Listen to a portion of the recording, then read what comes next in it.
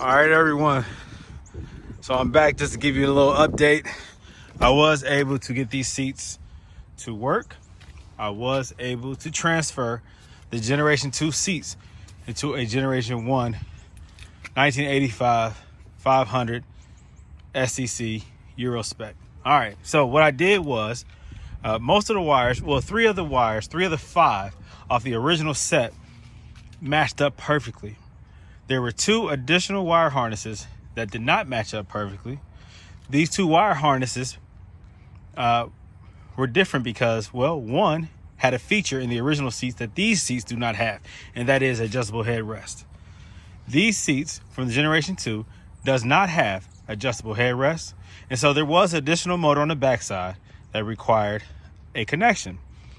That consisted of two wires for the power and the ground, also a set of three wires which was for memory.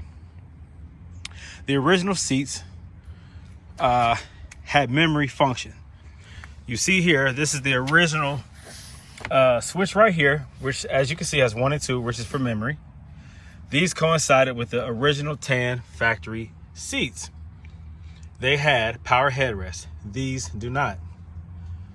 Also, the additional feature, of course, is the memory. So the motor for the lower lumbar and the adjustable backside that allows it to go forward and backwards, that also had 3 additional wires, and that's for the memory. So just to reiterate, these seats did not have the same functions as the original seats. It had less functionality, less features. So that is the difference between this Euro spec 1985 500 SEC and the one that it came out of, which was a US spec Generation 2. So there was differences in the seats. Now the lower frame was identical. I was able to take the frame from the original pair of seats and just simply disconnect the wires at the seat and reconnect them to the factory base. And the reason why I did that is because it had the factory connection on the base. The motors were the same, but the wiring was slightly different because of the different features and just the Generation 1, Generation 2. So the layout of the wires were a little different, but with that panel, with that main wire harness panel or whatever being different, wired different because of the memory functions on the original and the lack of on this one, I decided to use the factory frame from the original one and discard the new, Generation 2 one. Just because, again, the wires matched up, the wire harness matched up, I was able to just cut the connections on the new seats and just attach them to the wire harness on the original seat frame. So that worked out perfect. So I have full functionality other than the adjustable headrest. I'm able to move the seats forward, backwards, up, down. Everything works out well. So I'm happy about that. Give me some suggestions regarding this steering wheel. I'm thinking about going ahead and pulling this out. I see some other options, some nice options, some wood grain options. This is just ugly. Even in its original condition, I think that just the black is just kind of boring. If I'm going to do any kind of mods to this, I definitely want to upgrade that. You can see here how well, I'm not going to call it raggedy, but how worn this wood grain is, this wood trim. It's just gone. I mean, there's nothing I can do with that. I can't save that. That's done. So what we have here left is the backing, which is aluminum. So any ideas regarding that, let me know. Also, I have a headliner from the Generation 2. It's actually a gray. This is tan. I'm going to pull all this up out of here and put the gray one. It has like a nice black trim to it. It's in better condition than this one.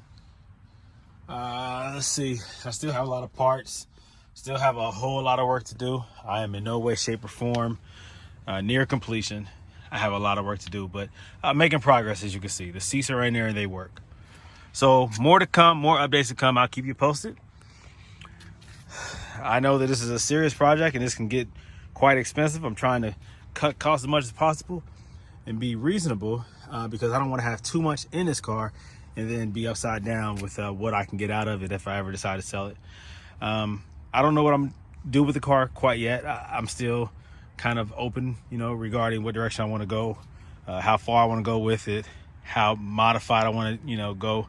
I'm not thinking I'm going to make it original. I have to deviate some, just because it compared to many of the ones that are out here that are really pristine, that have been really pampered and taken care of, I don't think I can compare that to that one. It would take a lot of money to get it to that standard. But I do want to make it nice, unique, clean. I want to be able to get in here and feel like I'm in a Mercedes. So I'm not going to do anything crazy or radical, but definitely I'm going to do some mods to it and some updates. I'll keep you posted. All right, any suggestions, let me know. I don't know everything. I'm learning as I go. As some of you might have already acknowledged, I'm just learning as I go. And sometimes maybe I do speak before I know, but that is how I learn. And sometimes you guys can learn with me. Sometimes you guys can correct me and set me straight, because I don't know these old SECs, these C126s or W126s, whatever you call them. I'm still learning. All right, I have a lot of learning to do. Now ask me about another car, another type of Mercedes, I can tell you something. No, not that one, but these other newer ones that I have up here, I can tell you something about those. But this right here, nah, I'm still learning. All right, so talk to me. Let me know what you think. Peace out.